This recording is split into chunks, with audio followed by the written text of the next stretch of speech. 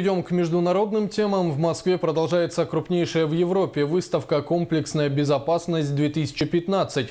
В ней принимают участие сотни компаний из России и зарубежья. Причем, как отмечают заграничные партнеры, российский рынок безопасности, несмотря на кризис, остается одним из самых приоритетных, рассказывает Афанасий Николаев. Хотя импортозамещение и отечественное производство все сильнее входит в моду, для зарубежных компаний Россия все еще привлекательна. На 20 квадратных километрах комплексной безопасности десятки представителей иностранных компаний. Среди участников более 400 компаний. Среди них представители стран, таких как Китай, Индия, Хорватия, Беларусь. Больше всего компаний из Китая. Они являются производителями пожаро-спасательного оборудования и средств спасения. Причем многие из них принимают участие в выставке далеко не в первый раз.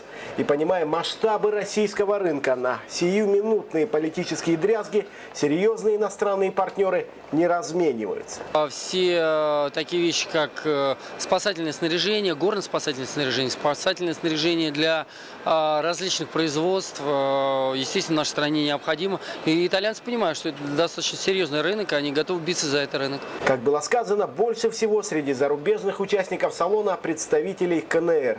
Стоит отметить, что коллеги из Китая среди прочих площадок выделяют именно комплексную безопасность. Такого уровня нет ни в Азии, ни в арабских странах. Наша компания участвовала в выставках в Корее, Германии и Дубае. Но такого уровня и заинтересованности клиентов, кроме как в России, нигде нет. Комплексная безопасность – самая выгодная для нашей компании площадка. Не стоит забывать и гостей из ближнего зарубежья. Постоянные партнеры организаторов салона – Министерство по чрезвычайным ситуациям Республики Беларусь. Спасатели из Минска уверены, в деле разработок технологий безопасности границы не имеют значения. Вопросы комплексной безопасности важны и актуальны в любой стране. И наша страна не является исключением. Для того, чтобы знать, как бороться со стихиями, предупреждать, ликвидировать чрезвычайные ситуации, естественно, нам необходимо делиться опытом друг с другом.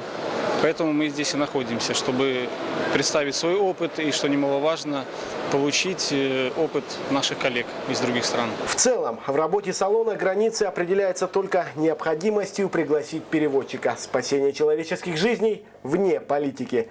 Афанасий Николаев, НВК Саха, Москва.